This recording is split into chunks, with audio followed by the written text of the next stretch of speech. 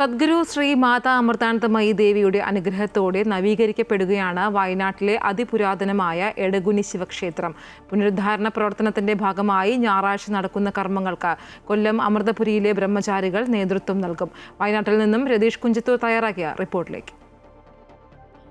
ശ്രീ മാതാ അമൃതാനന്ദമയി ദേവിയുടെ കാരുണ്യ പ്രവർത്തനങ്ങൾക്ക് നന്ദി അർപ്പിക്കുകയാണ് വയനാട് കൽപ്പറ്റ എടഗുനിയിലെ ശിവക്ഷേത്രത്തിലെ ഭാരവാഹികൾ. ചരിത്ര പ്രാധാന്യമുള്ള ഈ ക്ഷേത്രം അമ്മയുടെ കാരുണ്യത്താൽ വീണ്ടും പുനരുജ്ജീവനമേകുകയാണ്.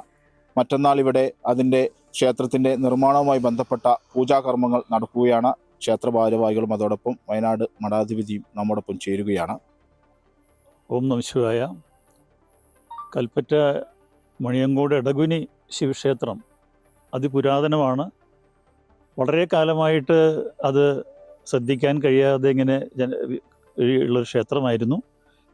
ഇപ്പോൾ അത് വളരെ ജനങ്ങൾക്ക് വിശ്വാസമുള്ളൊരു കേന്ദ്രം കൊണ്ട് പുരാതനമായ ശിവക്ഷേത്രമുണ്ട്, ശിവലിംഗമുണ്ട്.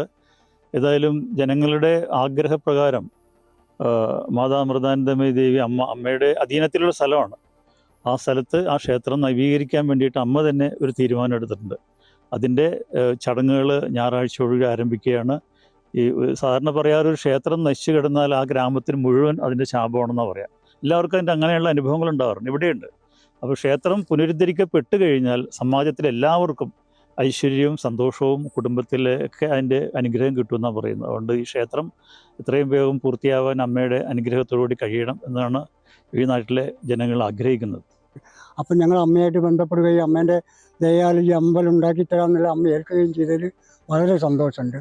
അപ്പോൾ അതിൻ്റെ പ്രാരംഭഘട്ടമായിട്ട് ഇവിടെ ഗണപതി ഹോമങ്ങളും പൂജകളൊക്കെ പോലെ അമൃതാനന്ദമയി മഠത്തിൽ നിന്നും സ്വാമിമാർ വന്നിട്ട് ഇതൊരു പുനരുദ്ധാരണത്തിന് വേണ്ടി ശ്രമിക്കുന്നതിൽ ഈ നാട്ടിലെ ഭക്തജനങ്ങളെല്ലാവരും വളരെ ആഹ്ലാദത്തിലാണ്. അപ്പോൾ എല്ലാവരും ഞായറാഴ്ച ഇതിൽ പങ്കെടുക്കുന്നുള്ള ഉറപ്പാണ്.